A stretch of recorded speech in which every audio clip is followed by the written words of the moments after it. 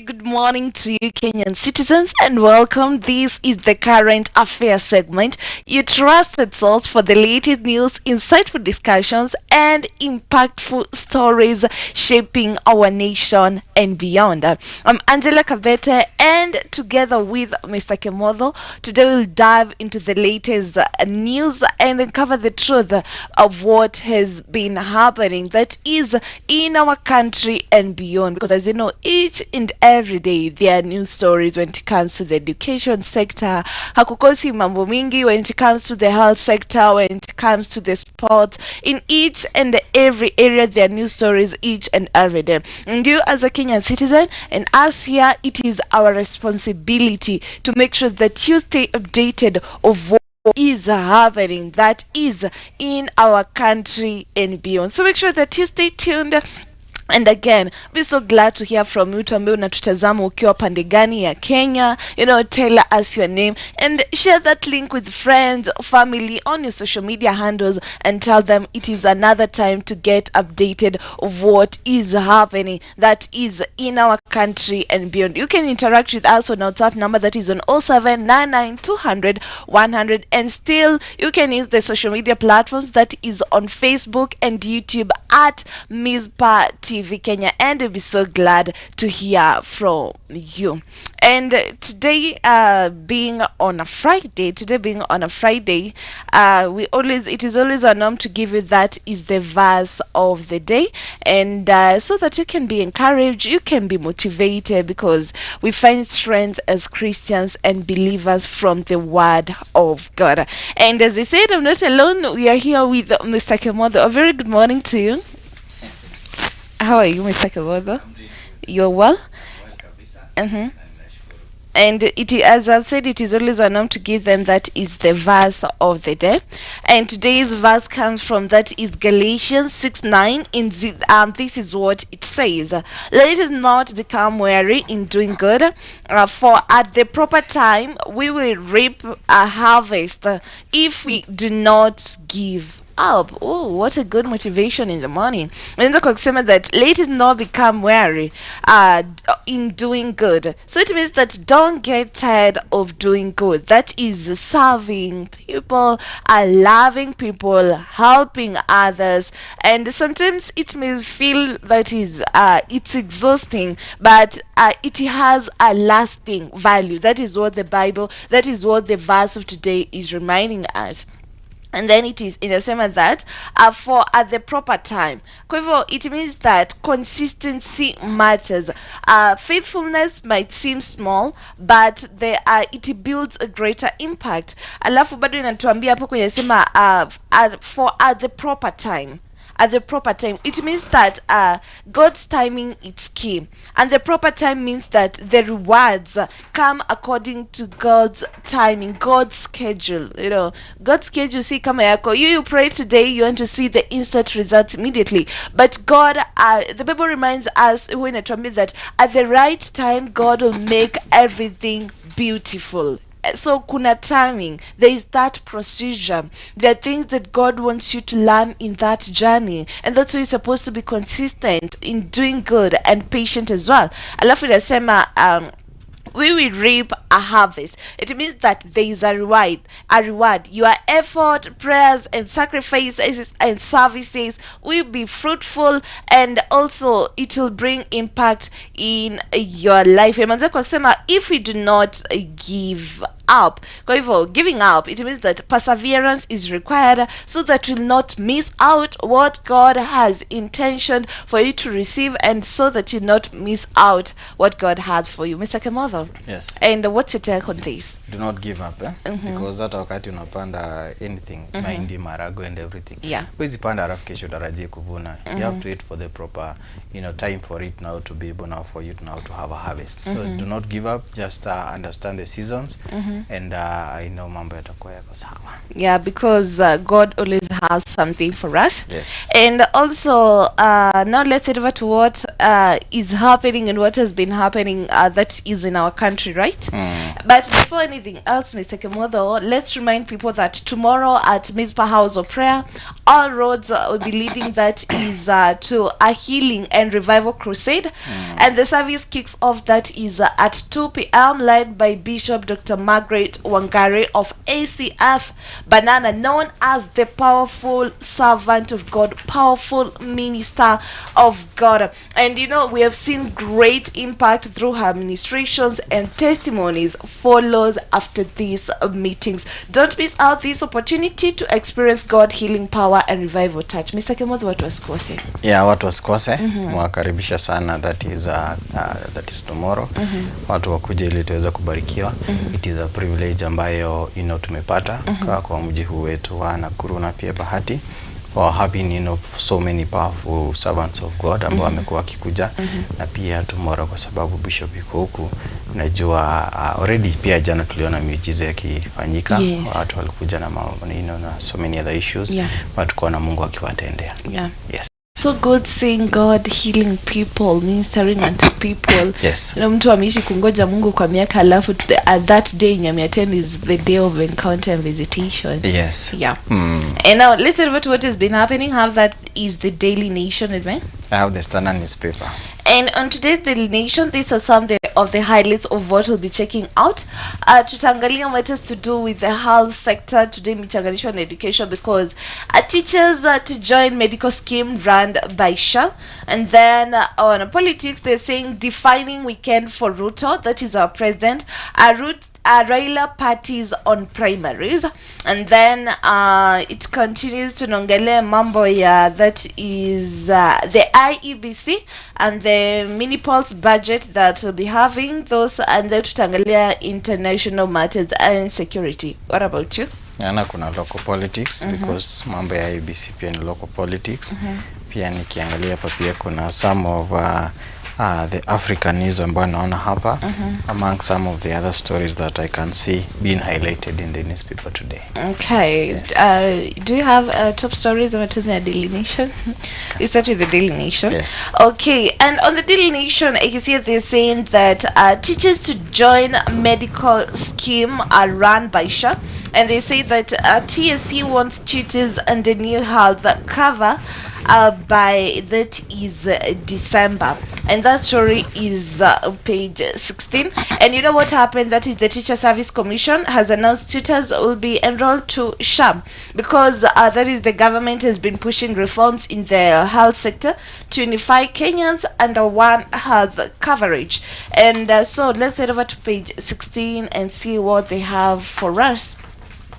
So they say that teachers in the Service Commission is in advanced plans to move all teachers to newly established public offices medical scheme fund, under that is the Social Health Authority, by December 1st, 2025, after the expiry of their current medical insurance cover provided by the consortium led by Minet Kenya.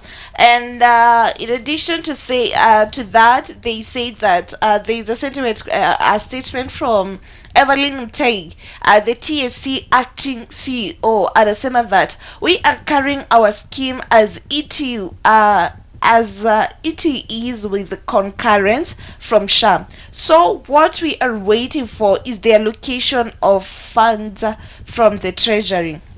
And they say the scheme is what we are coming up with, more or less taking the structure of the scheme. We are exiting SHA.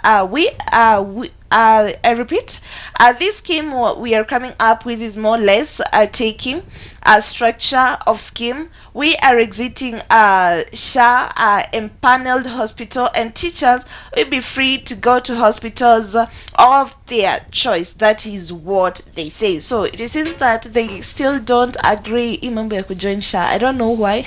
Because they don't, is it that they don't think SHA is good enough for them? Mr. Kimotho, what do you think? You see what happened pia nikiangalia kwa gazeti la Standard, wanasema storm over plans to move Twitter's medical cover to SHA.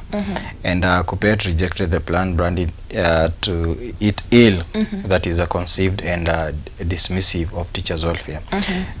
Unajua that is kuna hii that is a 20 billion teachers medical scheme as government plans to migrate all the teachers. So inamaanisha at the same time kuna an interest that is there, because unajua hii medical cover ya walimu inaenda to other, that is insurance companies. But at the same time it seems like the government is trying maybe to force the teachers maybe now to join the the medical cover, which it is something that should be unajua ni kitu ambayo inafaa waweze kuagree, because unajua at the end of the day this is a salary that a teacher has earned throughout the 30 days pale. So so also the teachers, they have their own rights in order now for them to be able now to see if they can agree to this or not. At the same time also there is also some of the limitation ambazo zinaonekana na SHA, because there are some of the hospitals ambazo hawataki mambo ya SHA, especially some of the private hospitals, and there are certain services that a patient may require, and those services is only treated in some of the private hospitals. So what it means is that if a teacher goes to a certain hospital na anahitaji certain medical that is anahitaji kuhudumiwa, it means that if SHA is not working in that hospital, it means that he or she will have now to go back to into their own pockets. So inamaanisha kuna issue ambayo iko pale. Then at the same time you can still see there is an issue with the system itself. So kama last time tuliona pia the CS akisema sijui kuna nini, kuna pia kuna mambo kadhaa ambayo yako pale. So it shows you that okay, their concerns needs also to be heard, because nikiangalia hapa that this means that the Teacher Service Commission TSC has about 72 days that is to roll out plans of moving all the teachers to the new, that is a healthcare plan.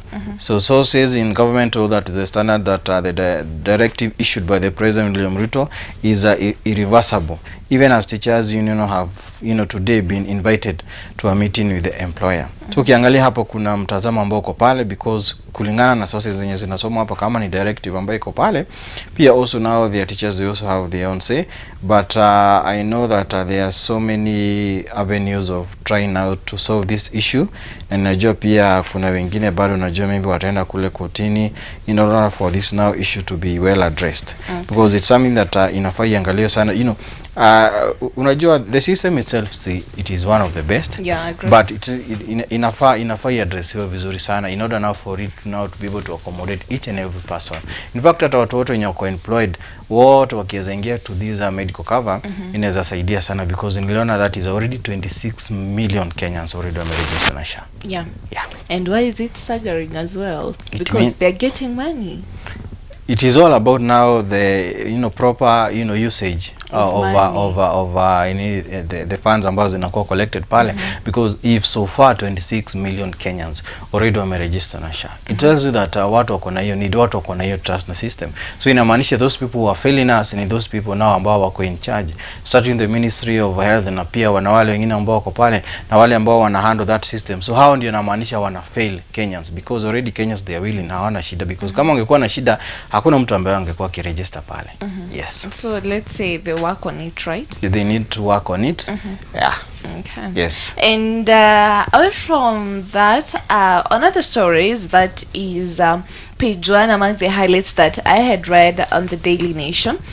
They're saying that wastage, Kenya is often cited among countries with huge spending on elections. And in addition to that, they say shock of a 1 billion mini polls budget. That is what they are saying. And they say that we may highlight up as 7, that is the number of parliamentary seats up for grabs, that is in November. And they say that 62 billion estimated cost of 2027 general elections.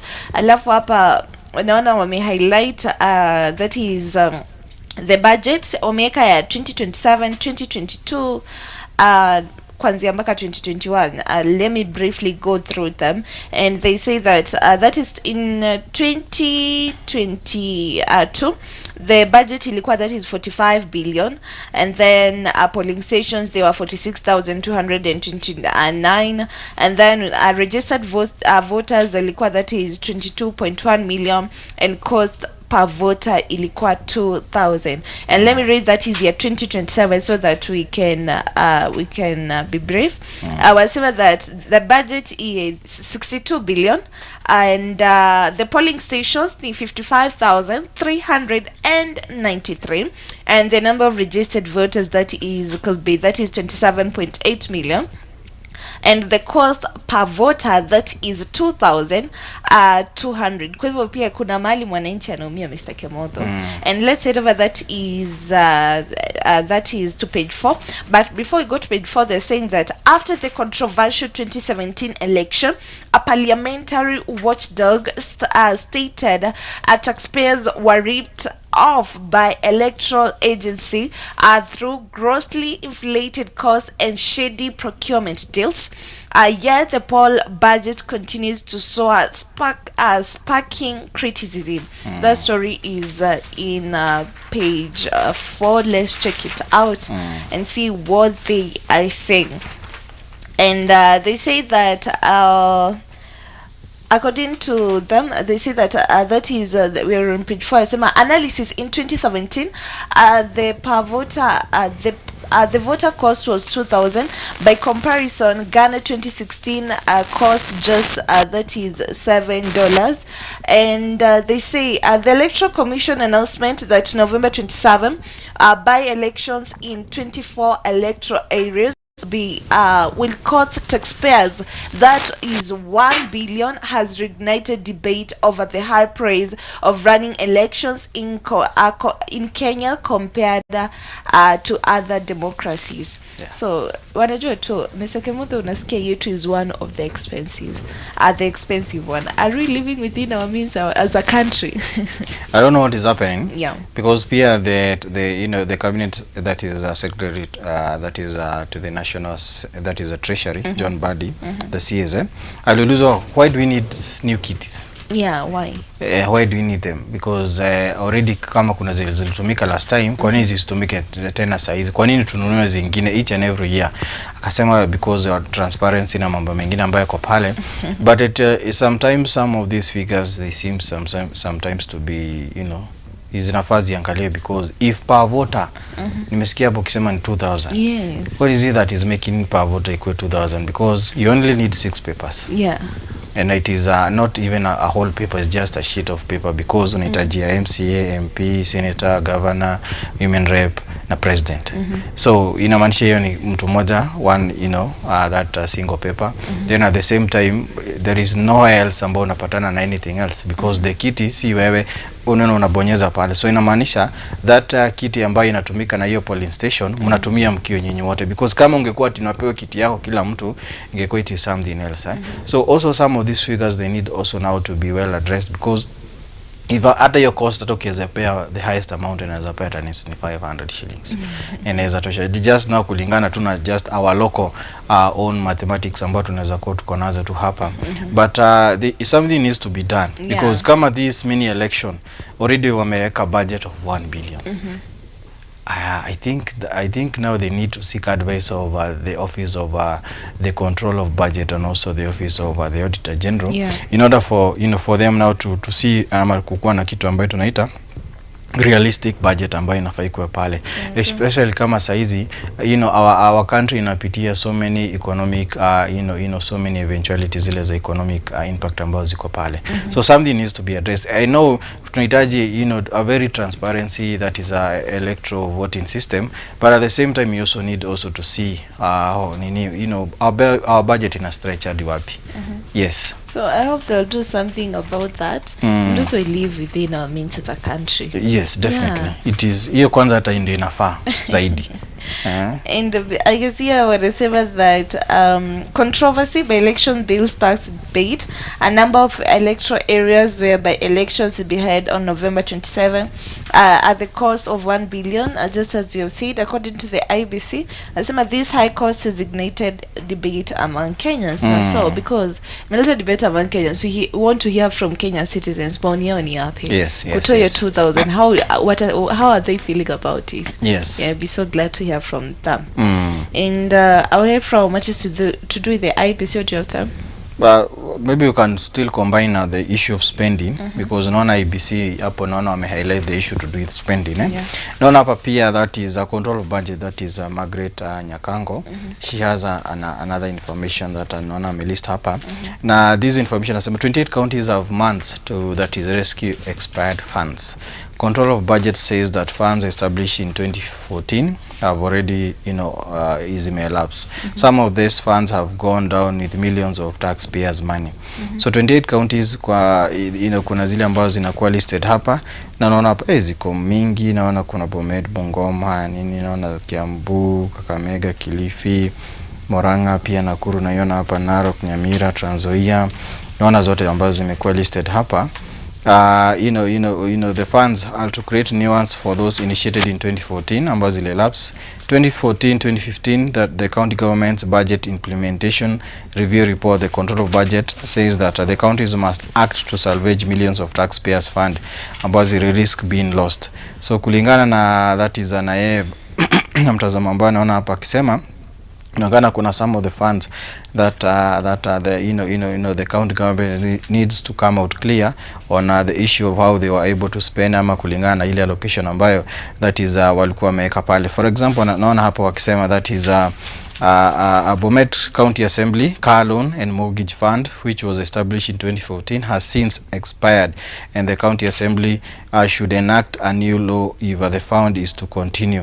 For Bungoma County, the Youth Women Fund is expiring at the end of this year, which is 3 months. That is says Nyakango.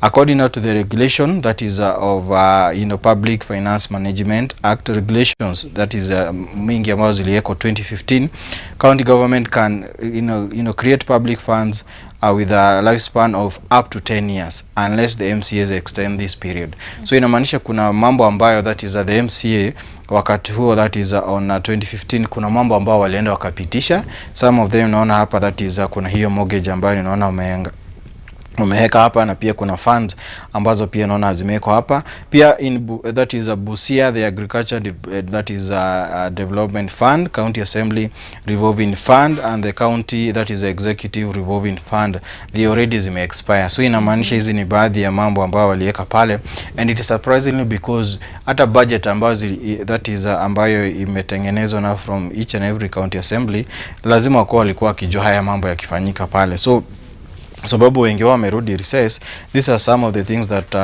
that is they need now to go and also look upon, because tumekuwa tukiongelea mambo ya spending.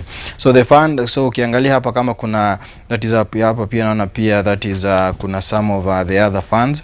The Senate County Public Investment and Special Funds Committee, it has revealed that Busia County Agriculture Development Fund is yet to recover loans advanced to farmers and employees. So the fund is starting at a loss of 130 million after it offered loans without security. So ukiangalia hapa kuna mambo ambayo yamekuwa yakifanyika in some of these county assemblies, na inamaanisha ya kwamba the time frame yao yale mambo ambayo walikuwa wameshatengeneza ama walikuwa wameweka already imesha elapse, kwa sababu kuna sheria ambayo inafaa iseme ifanye mambo kadhaa.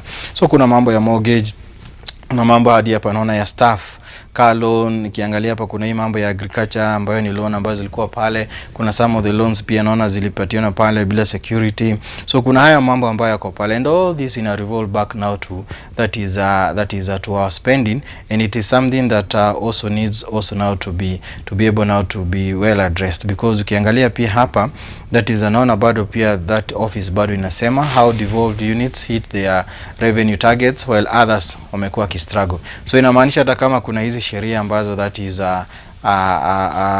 zinaelekea ku expire, pia naona hapa that is the same office imejaribu kuanalyze that some of the counties ambao wamejaribu now to hit their targets in terms of revenue collection. Na nikiangalia hapa kuna counties that exceed the targets, kuna target ambayo walikuwa wamepatiwa hapa. Na pia hapa kuna some of the counties that ambao wamefall below 70% of the revenue target ambayo iko pale. So it means that something needs to be done, because ukiangalia hapa some of the counties wamefanya vizuri sana. Inamaanisha our system ya collect that is the revenue ni mzuri sana, but we also need a system of how we spend our money. Exactly. Yeah, because hizi mambo yote ambayo imewekwa hapa, it means that we have an issue of spending. Yes. And we have money. Money is there. Yeah, money is there.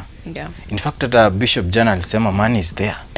Haya, alihubiri akasema money is there. Yeah. So I think the only revival that we need as Kenya, and especially now to our leaders, is how we spend this money. Because ukiangalia sasa, for example, if you imagine one county, ukiangalia hapa naona wame collect 87.6 billion in revenue allocation.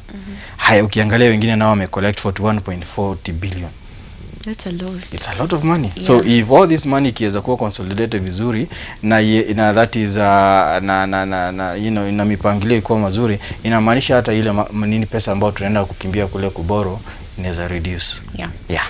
And away from that, another stories, you can see hapa kuna picha ya that is president na the former prime minister.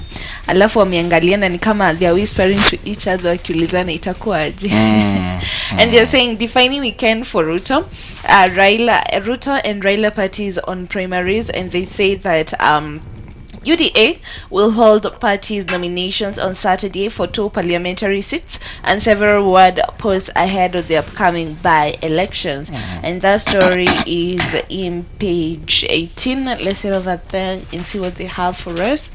So they say that high stakes nomination sets the tone for municipal battles for Ruto and Raila, and they say the nominations will test the broad-based political arrangement. That is the broad-based government. Actually, this will determine how strong it is when it comes to unity, right? Yes. And they say that the two dominant political parties in the country, President William Ruto's UDA and Raila Odinga's Orange Democratic Movement, that is ODM, face crucial primaries this weekend ahead of the November 27th by-elections, and they say nominations will test broad-based political arrangement as the two parties seek to secure a majority of 23 vacant seats and consolidate strength before the 2027 general elections. And you see hapa kuna Mr. Mora alisema the party that is Mr. Mora alisema that is the UDA National Election Board chair, that is Mr. Mora.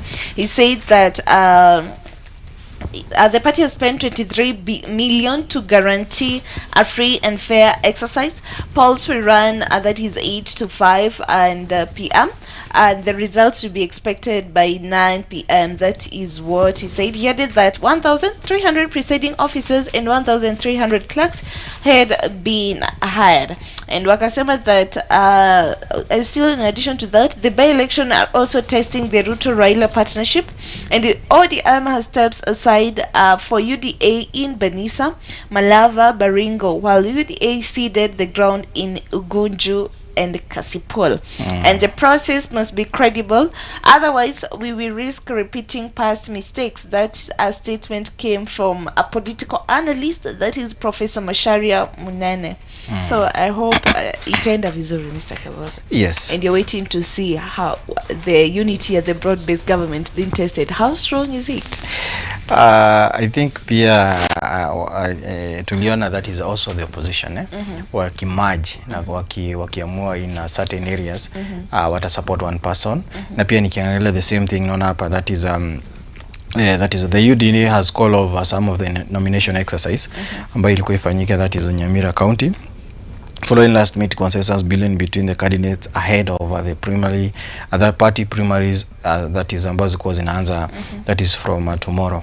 So inamaanisha pia nao pia wameamua that is ku strengthen pamoja na kuweza ile kuungana pamoja kwa sababu ya ushindi ambao wako nayo. So it means also that it is a contest ambayo itakuwa nayo inaonyeshana between the various that is two levels, that is now upande wa government na pia upande that is now opposition.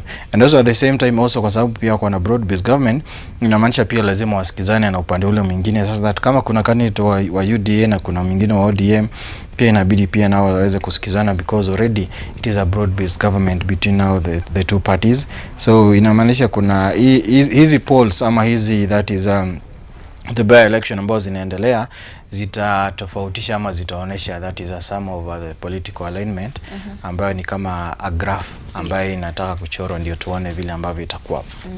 Yes. What do you have there?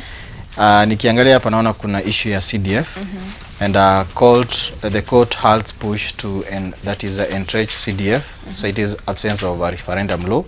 All organs of a state including parliament and the president must remain within the constitutional confines when interpreting and all implementing the constitution.